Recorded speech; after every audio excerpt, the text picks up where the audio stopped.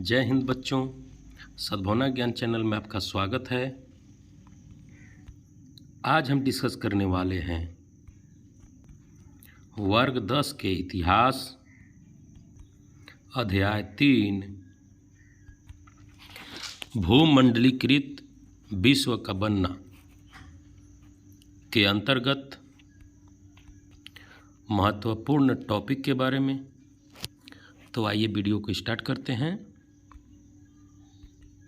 पहला टॉपिक है वैश्वीकरण, जिसका अर्थ है वैश्वीकरण का अर्थ अपनी अर्थव्यवस्था और विश्व की अर्थव्यवस्था में सामंजस्य स्थापित करना है।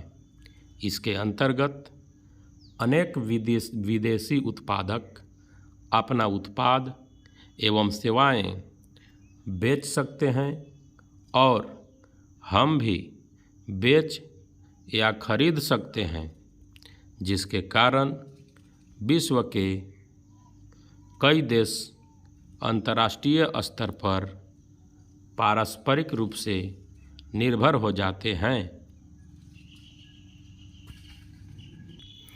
दूसरा टॉपिक है वैश्वीकरण के लिए उत्तरदायी कारक। पहला, व्यापार, देशों के बीच आपसी व्यापार। दूसरा, काम की खोज में लोगों का एक देश से दूसरे देश में पलायन। तीसरा, पूंजी या बहुत सारे चीज़ों का वैश्विक आवाजाही। चौथा अगला टॉपिक है जैविक युद्ध से तात्पर्य। न्यू इंग्लैंड स्थित मैसाचुसेट्स बे कॉलोनी के पहले गवर्नर जॉन विनथॉर्प ने मई 1614 ईस्वी में लिखा था कि छोटी चेचक उपनिवेशकारों के लिए ईश्वर का वरदान है।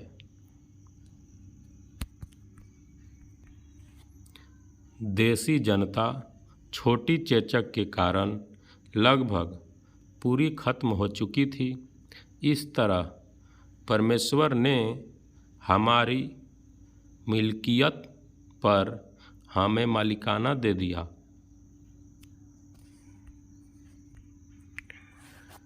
रिंडरपेस्ट मवेशी रोग।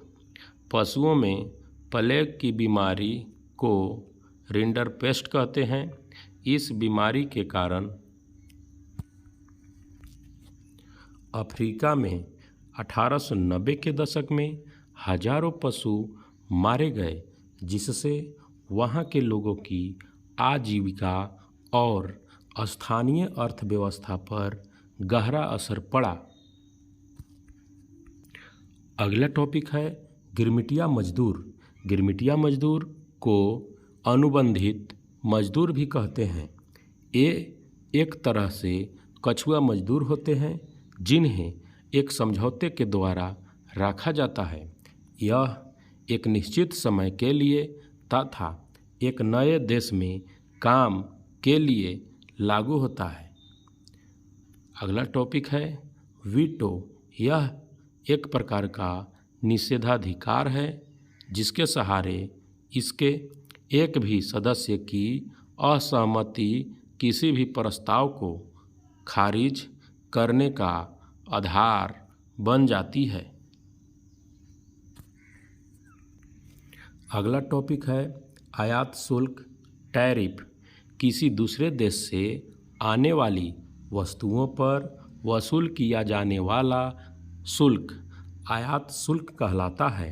यह कर या शुल्क उस जगह लिया जाता है जहाँ से वस्तुएं देश में आती है, अर्थात सीमा, बंदरगाह या हवाई अड्डे पर। अगला टॉपिक है समूह 77 G77। 1950-60 के दशक में विकासशील देशों को पश्चिमी अर्थव्यवस्थाओं की तेज प्रगति से कोई लाभ नहीं हुआ, तो उन्होंने एक नई अंतर्राष्ट्रीय आर्थिक प्रणाली ईओ के लिए आवाज़ उठाई और अपना एक नया समूह बना लिया जो समूह 77 अर्थात G77 के नाम से प्रसिद्ध हुआ। NIEO का पूर्ण रूप है न्यू इंटरनेशनल इकोनॉमिक ऑर्डर। अगला टॉपिक है असेंबली लाइन। जब एक मशीन के अलग अलग कलपुर्जे अलग अलग स्थानों पे बनाए जाते हैं और बाद में उन्हें एक स्थान पर इकट्ठा करके एक पूरी मशीन का रूप दिया जाता है तो ऐसे ढंग को असेंबली लाइन कहा जाता है। अगला टॉपिक है हेनरी फोर्ड। यह बड़े पैमाने पर कारों का एक जगत प्रसिद्ध निर्माता था। अगला टॉपिक है विनिमय दर।